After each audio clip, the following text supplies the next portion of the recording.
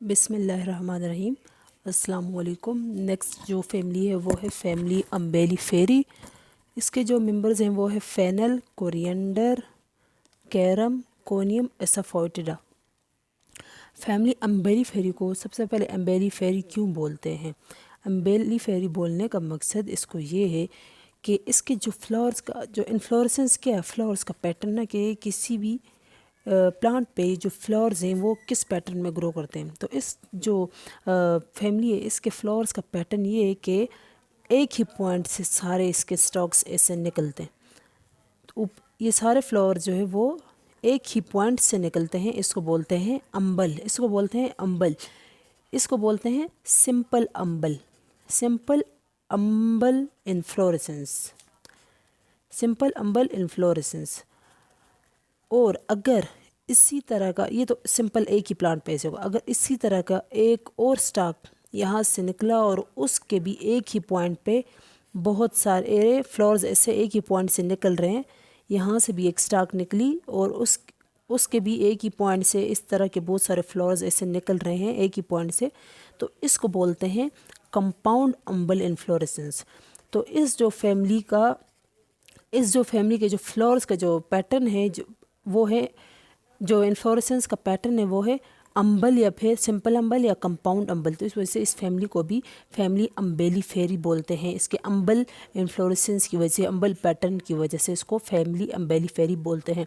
इसके जो मेंबर्स हैं fennel, carum, coriander, conium, asafoetida. सबसे पहले हम लोग फेनल को डिस्कस करेंगे।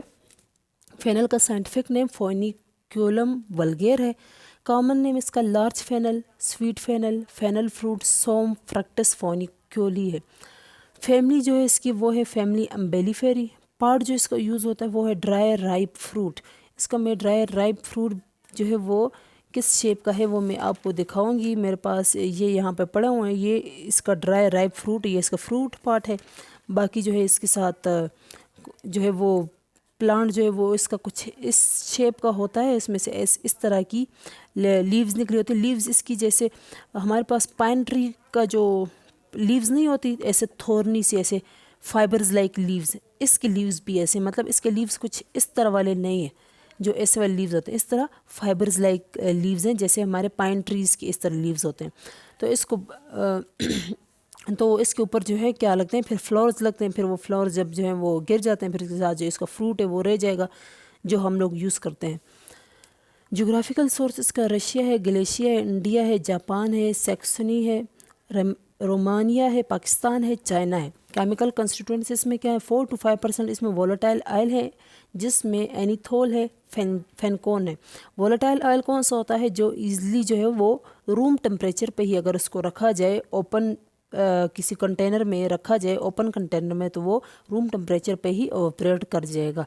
20% इसमें प्रोटीन्स है, 12 to 8% इसमें फिक्स ऑयल है। अदर कंस्टिट्यूएंट्स जो इसमें है वो फिनोलिक एथर है वोलेटाइल ऑयल के, मिथाइल चेविकोल है, एनिसिक अल्डिहाइड है और फेलेंड्रीन है।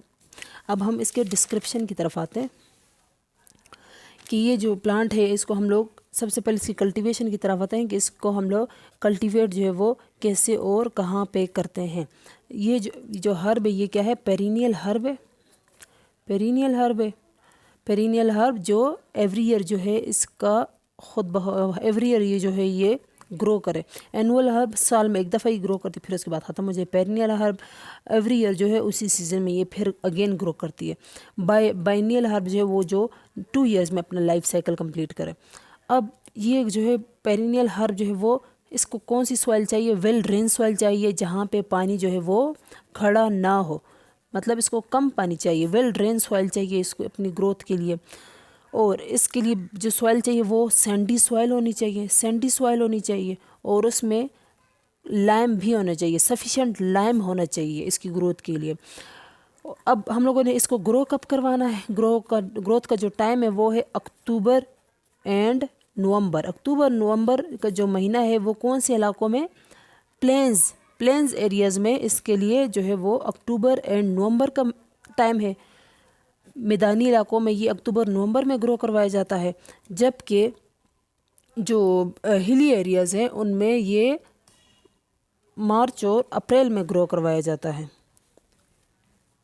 हिली एरियाज़ में ये मार्च और अप्रैल में ये ग्रो करवाया जाता है। इसका टाइम जो है वो ये है। अब हम लोग इसके उसकी तरफ आते हैं कि ये मार्च अप्रैल में ग्रो करता है। अब इसको लगाएंगे कैसे? हम लोगों ने शैलो ड्रिल करना है, सॉइल में शैलो ड्रिलिंग करनी है। ड्रिल किया, अब उसमें क्या किया, सीड डाला और ऊपर से उसको फिर सॉइल से कवर कर लिया। कुछ टाइम के बाद जो है ये ऊपर इसका पौधा प्लांट जो है हमें नज़र आएगा, हर्ब जो है नज़र आएगी। हर्ब की जो हाइट है वो 2 मीटर हाइट होगी, 2 मीटर ये हाइट है इसकी। और इसका जो फ्लावर का पैटर्न है वो तो मैंने आपको बता दिया था, अम्बल इन्फ्लोरेसेंस है इसका पैटर्न। एक स्टॉक पे हमें कितने फ्लावर्स नज़र आएंगे? 20 to 50 टिनी फ्लावर्स। और कौन से कलर में? येलो कलर में। येलो कलर में हमें 20 to 50 फ्लावर्स जो है वो नज़र आएंगे। ये ग्रो कर गया। इनके हर एक ट्री के, हर एक हर्ब के दरमियान हमें कितना फासला रखना चाहिए? 30 सेंटीमीटर। 30 सेंटीमीटर। क्यों? क्योंकि ये जो हर्ब है वो एक ही पॉइंट ग्रो इस तरह करता है ना कि जब ये हर्ब निकलती है ना तो वो एक ही पॉइंट से इसके सारे ब्रांचेस ऐसे निकल रहे होते हैं और ये ऐसे ऐसे ऐसे करके ऐसे फैल रहा होता है। तो इसके लिए मस्ट है कि दूसरा जो प्लांट इसके करीब ना हो, क्योंकि फिर इसकी ग्रोथ में प्रॉब्लम हो जाती है, फिर ये सही से ग्रो नहीं कर पाता। ये ऐसे फैल रहा होता है तो इसलिए इसको ज़्यादा एरिया चाहिए। तो दूसरे प्लांट को मस्ट इससे, हर्ब को मस्ट इससे दूर होना चाहिए। ये तो इस पैटर्न को भी हम, इसकी जो ब्रांचेस हैं वो इस फैमिली की जितने भी